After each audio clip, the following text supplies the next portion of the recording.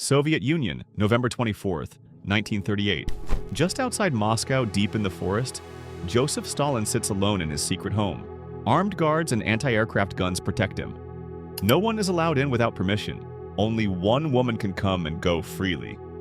That morning, like every morning, she brings him a stack of papers. Stalin hasn't slept. He's been up all night crossing names off a long list. Names of people he wants arrested, or worse, killed. It's a scary job because Stalin is known for being strict, paranoid, and brutal. So why would anyone say he did something good?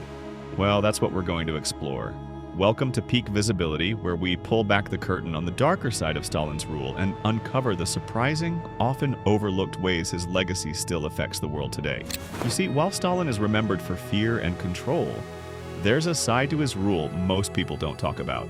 He actually turned a poor country into an industrial powerhouse almost overnight, and he helped build one of the most powerful tanks ever. Совсем другое дело.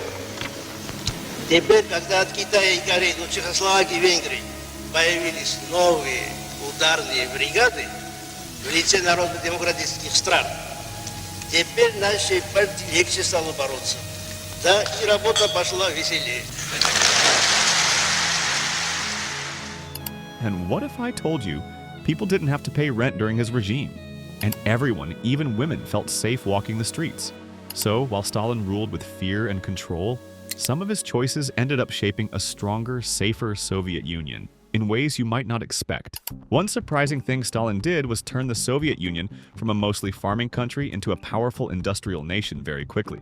Before Stalin, most people lived simple lives on farms using old tools that hadn't changed for hundreds of years. There were very few factories, and the country was far behind others like the United States or Germany. It was mostly rural, poor, and not ready for the modern world taking over in the 20th century. When Stalin took control in the late 1920s, he believed the Soviet Union had to modernize fast or risk being weak compared to other stronger countries. So he started a plan called the First Five-Year Plan to build big factories, railroads, power plants, and cities. The plan focused on heavy industries like steel, coal, electricity, oil, and machines. Giant factories were built from scratch. Railroads spread across the country. Huge dams were made to create electricity. Millions of people left farms to work in these new industrial cities. In just 10 years, the Soviet Union became one of the top industrial powers in the world. They could now build their own tanks, trains, airplanes, and machines instead of buying them from other countries. How was it possible at one of the most difficult times to raise these great construction sites?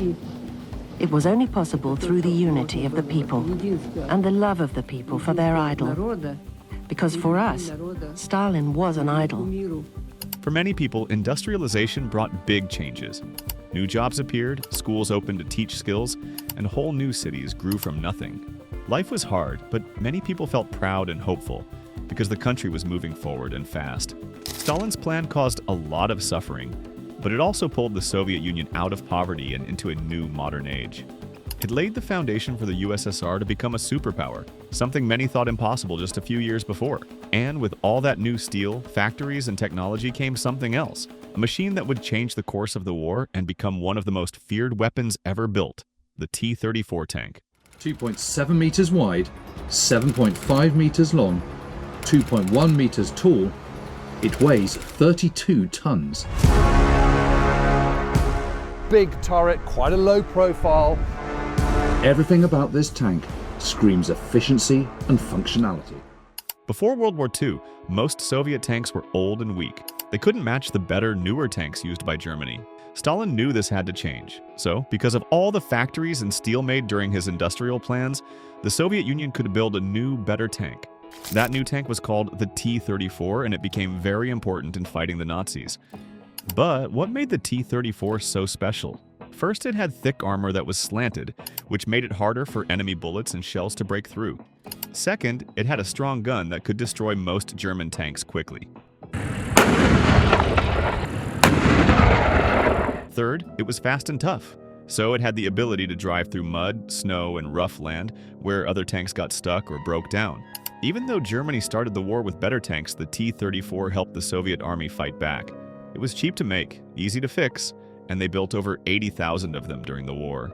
German soldiers were scared of it, and even their tank leaders said the T-34 was one of the best tanks in the whole war. The T-34 wasn't perfect, and building so many cost a lot of people's lives. But it changed how tanks were made all over the world, even helping other countries make better tanks later. It was made not just from steel and firepower, but with the full strength of a country that had been changed by Stalin's rule. But tanks and factories weren't the whole story. What about life at home? What did Stalin do to help everyday people? Could life under him feel safe, or maybe even better?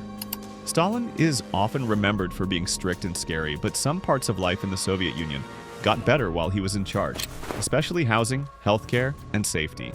Before Stalin, many people lived in small wooden houses or crowded homes that were old and falling apart.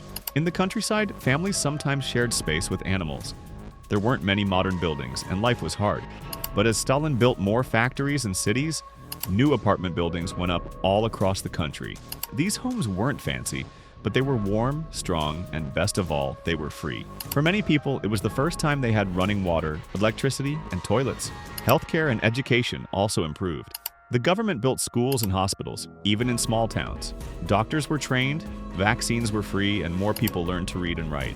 Life expectancy also rose from roughly 32 years in the mid-1920s to almost 60 years by the early 1950s. The hospitals weren't perfect, but they were open to everyone, no matter how rich or poor. Another surprise was how safe the streets became. Because of strict rules and lots of police, crime dropped. People could walk at night without being afraid. But there was a dark side. The same police who made the streets safe also arrested people for saying things the government didn't like. Many people were scared to speak their minds. So while life felt safer and more organized, it could also feel tense and unfair. Still, for millions of people, Stalin's rule gave them something new. A steady home, a job, education for their kids, and a feeling that the country was finally moving forward. Stalin's rule was brutal, and millions suffered, that can't be denied. But through fear and control, he also brought stability, industry, and a stronger Soviet Union. For some, life under Stalin meant progress, safety, and opportunity they had never seen before. It's a complicated legacy, one built on both terror and transformation. Whether hero or villain, one thing is clear. Stalin changed the course of history forever. And sometimes, the most unexpected figures leave behind the most surprising impacts.